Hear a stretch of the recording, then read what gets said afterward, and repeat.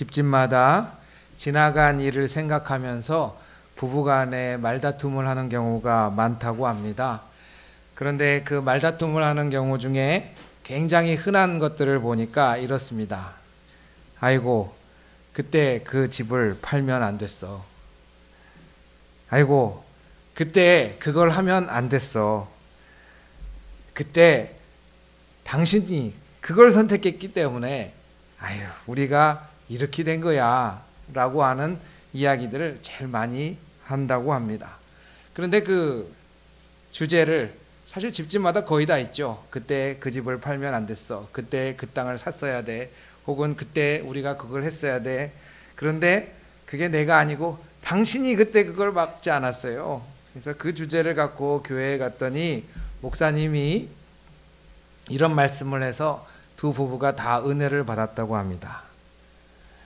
지금 여러분은 그때 팔았어야 되는데 그때 이거 했어야 되는데 하지 못한 사람들이 그냥 그때 팔지 말았어야 됐는데 판 사람들의 집에 살고 계십니다. 여러분들은 그때 이거를 갖고 있어야 됐는데 하는 땅에 지금 여러분들이 농사짓고 살고 계십니다. 사실은 그때 했어야 돼 라고 하는 관점에서 지금 오늘날 나에게 받은 은혜로 그 시선을 옮겨주는 그 말씀이 부부에게 큰 은혜가 되었지요. 오늘도 사실은 그 시선을 옮기는 일을 같이 나누고자 합니다.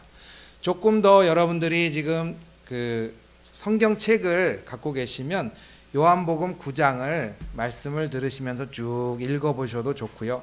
이 말씀을 내가 전에 익숙하게 알고 계신다 그러면 말씀을 머릿속에 한번 장면으로 쭉 상상해 보면 좋겠습니다. 날 때부터 눈이 안 보이는 사람, 이 사람이 도대체 무슨 일 때문에 이렇게 됐을까? 이것은 사실 우리가 보통 많은 사람들이 상식으로 생각하는 일 중에 하나입니다. 어려운 일을 당하거나 누가 어떤 집에 장애가 있거나 혹은 어떤 집이 경제적으로 어렵거나 병이 들거나 이러면 도대체 뭘 했길래, 뭘 먹었길래, 뭘 잘못했길래, 내가 무슨 죄를 지었길래 이런 생각이 자연스럽게 뻗어나오곤 하지요. 사실 성격의 차이만 있는 것이죠. 어떤 사람, 내향적인 사람은 주로 자기를 많이 상처를 주고 공격합니다. 내가 잘못한 거야. 내가 잘못해서 지금 이렇게 됐어. 또 외향적인 사람, 공격적인 사람은 옆에 사람을 탓하죠. 주로 가까이 있는 가족을 탓하곤 합니다. 당신이 잘못한 거야. 그때 당신이 그렇게 했기 때문에 이렇게 된 거야. 성격의 차이만 있는 것이지 생각해 보자면 다 옛날에 뭘 잘못했다. 옛날에 뭐가 잘못됐으니까 지금 이런 결과가 나온 것이다 라는 생각으로 많이 서로 상처를 주고 원망하곤 합니다. 예수님의 제자들도 상식적인 선에서 지금 질문하는 거예요. 그러니까 이 말씀을 읽으면 사실은 시작이 뭐냐? 나와 똑같구나. 우리와 똑같구나. 하나도 다르지 않구나 라는 그 얘기에서 시작이 됩니다. 그때 예수님께서 하시는 아주 멋진 말씀이 있습니다. 바로 그게 3절의 말씀이죠. 예수님께서 대답하시되 이 사람이나 그 부모의 죄로 인한 것이 아니라 그에게서 하나님이 하시는 일을 나타내고자 하심이라. 당신의 탓도 아니에요. 부모님이 잘못해서도 아니에요. 우선 예수님은 마음을 만져주세요. 사실 우리가 어려운 일을 당했을 때 제일 먼저 마르는 것은 돈이 마르는 것도 아니고 인맥이 마르는 것도 아니고 제일 먼저 마르는 것은 마음이라고 합니다. 마음이 말라버렸을 때 우리는 우리 자신에게 주어진 것이 얼마나 풍성한 것인지 알지 못할 때가 참 많이 있습니다. 또 마음이 말라버렸을 때 쉽게 누군가를 공격하곤 하지요. 최근에 사실은 이 코로나 바이러스 때문에 굉장히 힘든 일을 겪고 있는 사람들이 많고 또 이게 지금 너무나 많이 퍼져 있어서 저희 총회에서도 각 교회로 공문을 내려보내서 지금 교회에서 식사하는 걸 자제해 주세요. 이런 공문까지도 내려오고 교회에서 서로 악수하지 마세요. 뭐 이런 공문까지도 내려옵니다. 이 와중에 제가 보니까 뭐 여러 가지 이야기들이 떠돌고 있습니다. 어떤 그 이야기는 보니까 뭐 그 중국에 있는 이 우한이 교회를 굉장히 핍박하는 곳이라서 하나님께서 그 우한에 있는 사람들을 치셨다. 그래서 우한에서 제일 먼저 죽은 사람이 그 교회 핍박을 결정한 관리다. 이런 이야기도 제가 모르시고 계셨군요. 예, 읽게 되었습니다. 참 저만 알면 다행이고요. 그런 이야기들이 사실 카카오톡에 정말 많이 돌아다니죠.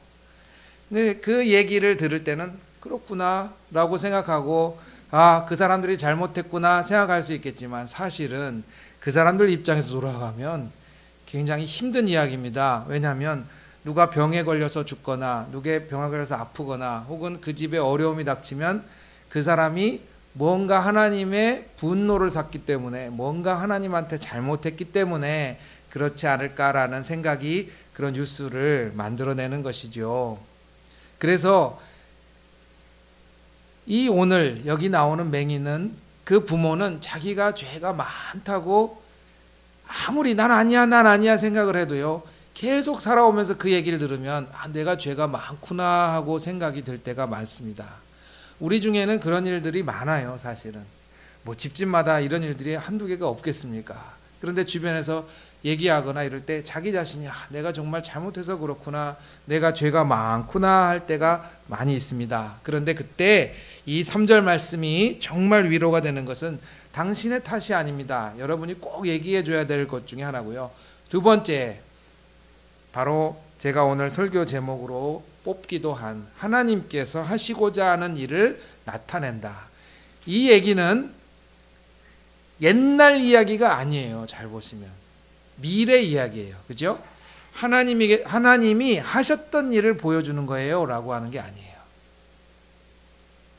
그러니까 제자들이나 그 주변에 있던 사람들은 누가 이 맹인이 된 집안을 보면서 다들 옛날 생각을 하는 거예요. 하나님이 뭘 하셨지? 옛날에 무슨 일이 있었지? 그런데 그거 자체를 닫아버리세요. 관심을 닫아버리시고 미래를 보여주세요. 하나님이 하실 일이 있다. 늘 우리가 얼마나 이 과거의 문제 때문에 힘들어하는지를 잘 알고 계십니다. 하나님께서. 그리고 예수 그리스도를 통해서 이 삶의 한가운데로 오셔서 그 말씀을 통해 우리에게 보여주시는 것이죠. 새로운 전환이에요. 눈이 탁 뜨이는 거예요. 왜요? 내가 옛날에 어떻게 했지라고 하는 건 우리를 가둬두잖아요. 더 이상 뭘 할 수 없게 만들어요. 근데 어려운 중에 있을 때 그래, 하나님께서는 늘 하실 일이 있다. 하나님께서는 하실 일이 있다라고 하는 건 우리에게 눈을 띄워줍니다. 옛날에 그 유명한 이제 뉴스에도 많이 나와서 저도 이름을 알게 된 그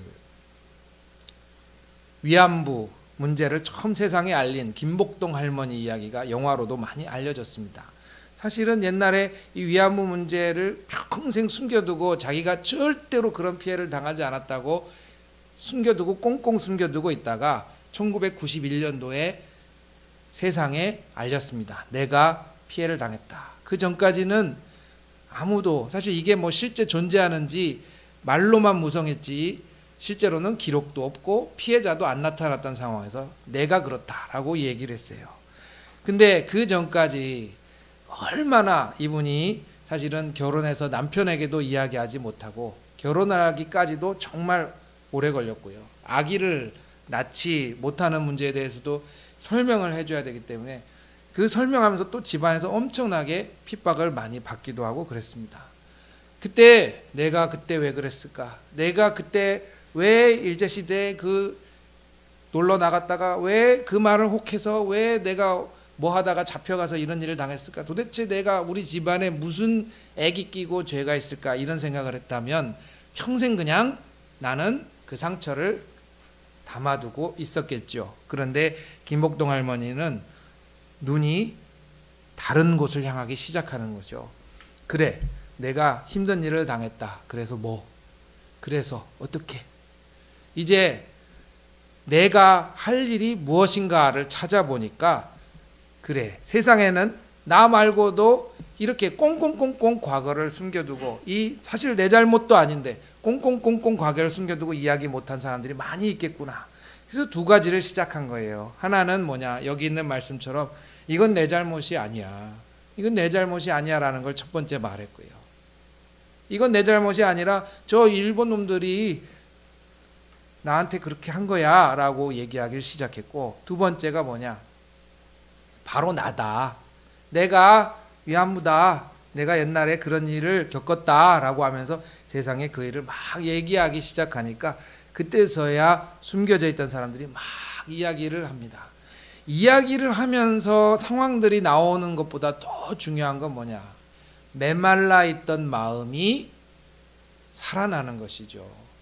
오늘 우리 주님이 아니다, 이건 누구의 잘못도 아니다, 하나님은 하실 일이 있다라고 말씀하시면서 우리 주님의 제1 이 목표는 뭐냐, 여러분의 마음을 만지시는 거예요. 오늘 예배를 드리시면서 내가 과거에 묶여있던 것들이 풀려나는 역사가 여러분에게 있기를 주님의 이름으로 축원합니다. 내 잘못이 아니다. 하나님께서는 늘 아무리 고난 중에 있는 사람에게도 하실 일이 있으시다. 그런데 하실 일이 정말 어떤 일일까요? 하실 일이 어떤 일일까요? 그게 바로 여러분들 읽으신, 여기 성경에는 오늘 다 많이 있어서 읽지 못했지만 7절 후반부에 있는 내용의 이야기입니다. 때로는 세상에는 눈을 뜨고 있으면서도 보지 못하는 것들이 많이 있습니다.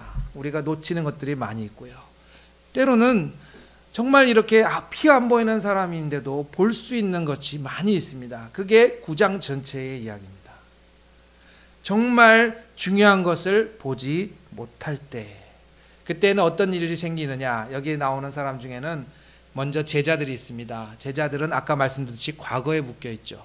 두 번째는 바리새인들이 있어요. 바리새인들은 어떤 일이 있느냐, 이 사람이 예수님이 눈을 쫙 뜨게 해주셨는데도 그 다음 와서 뭐라 그러냐, 아니 안식일날 이런 거 하면 안 되는데, 안식일날 이런 거 하면 안 되는데, 또 뭐라고 얘기해요?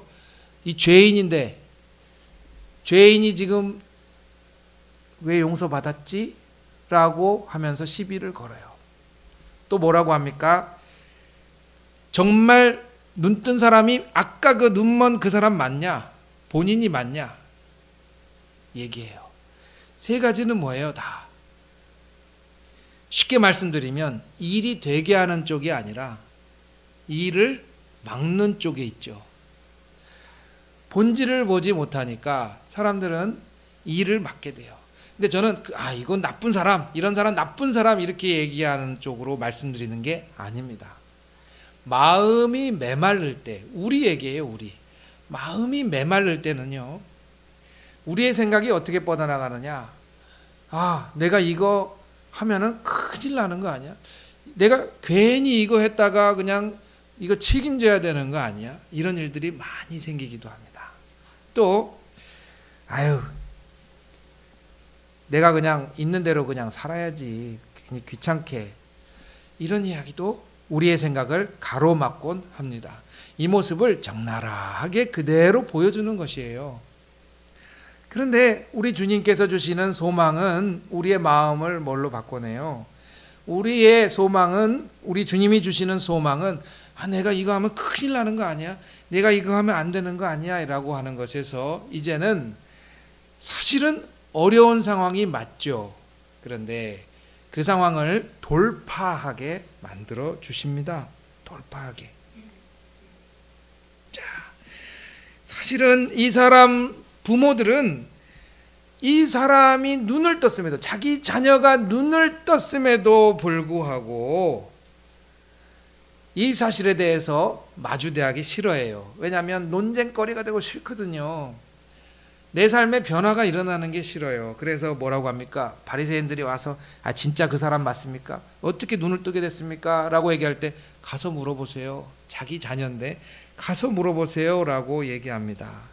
두려움이 많죠. 마음이 메마른 사람의 또 하나의 특징은 두려움이 참 많습니다. 두려움이 너무 많아서 걸음 걷기가 너무 힘들어요. 근데 눈을 뜬 이 사람이 뭐라고 대답하는지 보십시오. 25절 말씀을 한번 보세요. 성경책 펴고 계신 분들은 25절 말씀을 한번 같이 읽어주시면 감사하겠습니다. 대답하되 그가 죄인인지 내가 알지 못하나 한 가지 아는 것은 내가 맹인으로 있다가 지금 보는 그것이니이다. 본질, 정말 본질. 맹인으로 내가 눈을 감고 있다가 예수님이 내 눈을 띄워주셨어요. 이거만큼 중요한 게 어디 있어요? 이거만큼 기쁜 소식이 어디 있어요? 여러분, 은강교회 오늘 주일날 오셔서 하나님 만나고 예배 드리시잖아요. 제일 본질이 뭐예요? 오늘 하루 여러분들이 보내는 이 시간에 제일 본질은 뭐예요? 우리 주님을 만나면 내 마음이 살아납니다. 이게 본질이에요. 살아납니다. 이 고백이에요.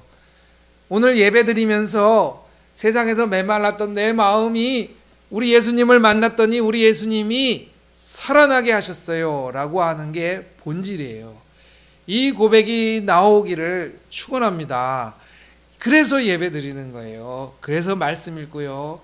여러분들이 이 상황에서 이 휴일날 앉아서 주님 말씀해 주세요 하고 듣고 계신 거예요. 본질은 너무 단순해요. 우리는 마음이 메말랐을 때는 절차라는 생각이 너무 많이 들어요. 이거 어떻게 해서 그렇게 돼? 이러면 혹시 문제 생기지 않아? 아니 이거 필요한 게 뭐지?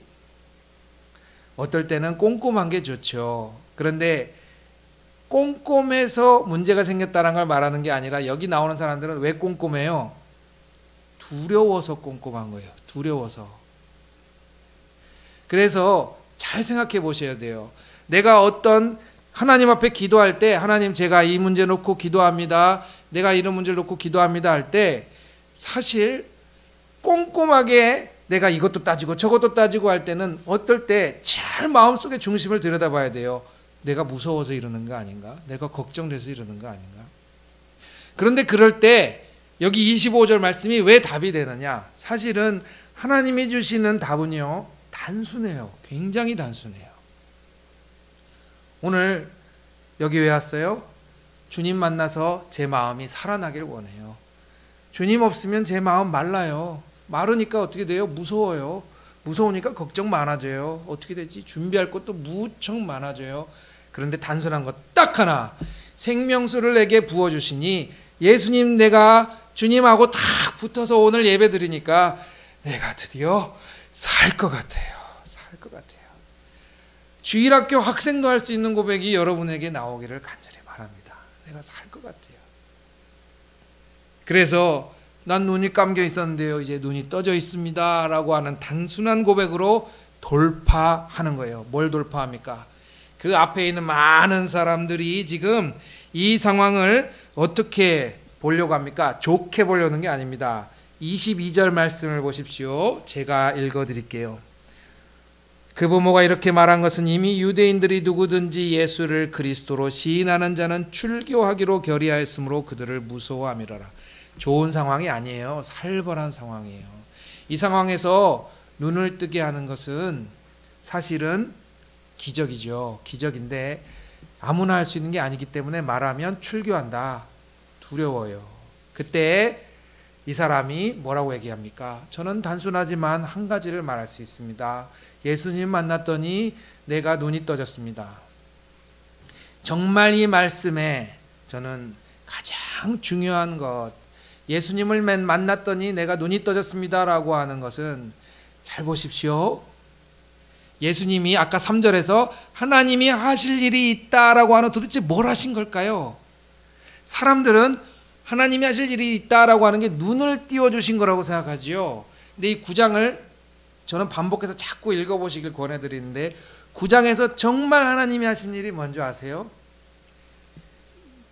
나를 죽일 수도 있는 사람들 앞에서 이 사람이 말한다라는 거예요. 내가 눈이 안 보이다가 눈이 떠졌어요. 그래서 얘기해요. 그래서 내가 눈이 떠졌어요. 예수님이 내 눈 떠졌어요. 난 단순하게 그 얘기를 하는 겁니다. 하나님이 하시는 일이 뭐예요? 그 마음이 두려움에 꽉 막혀 있다가 벌떡 일어나서 사람들 앞에 이야기할 정도로 그 마음이 강하고 담대하여졌다라는 것을 보여주고 계신 것이죠. 이것이 바로 하나님께서 하시는 일이에요. 하나님께서 하시는 일은 참 신기하게도 손에 도구를 쥐어주는 일을 잘 안 해주세요. 그래서 성경에 보면은 모세도 기도하고 바울도 기도하고 하나님 이거 주세요, 요거 해주세요, 요거 고쳐주세요 다 기도해요. 바울 보시면은요, 고린도 교회에 보시면 이런 말이 나와요. 바울은 죽은 사람도 살린 적이 있어요. 바울이 지나가면요 손수건 얹고 있다가 병을 나은 사람도 있어요. 이렇게 능력이 많은 바울인데, 바울이 세운 교회는 바울을 지지하는 투표를 했을 때 몇 프로를 지지했는 줄 아세요? 25%. 75%는 다 바울 능력 없어, 바울 은혜 없어, 다 그래요. 다 그래요. 상황만 보자면 정말 이 사람은 능력이 완전히 세상에서 무시당해요. 그러나 하나님이 끝까지 바울에게 하시는 일은 뭐였다? 내가 마침내 의의 면류관, 내가 달려갈 길을 다 달려갔으니 이제 나에게 의의 면류관이 예비되어 있다. 그 마음이 하나님 앞에 풍성하게 붙들림 받았다라는 사실입니다. 하나님이 하시는 일은 그거예요. 사랑하는 은강교회 성도 여러분, 오늘 말씀 사실은 이게 답니다. 이게 다예요. 하나님께서 여러분의 마음을 붙들어 주시고자 허락하신 이 예배의 시간, 온전히 하나님 앞에 은혜 받으시기를 축원합니다.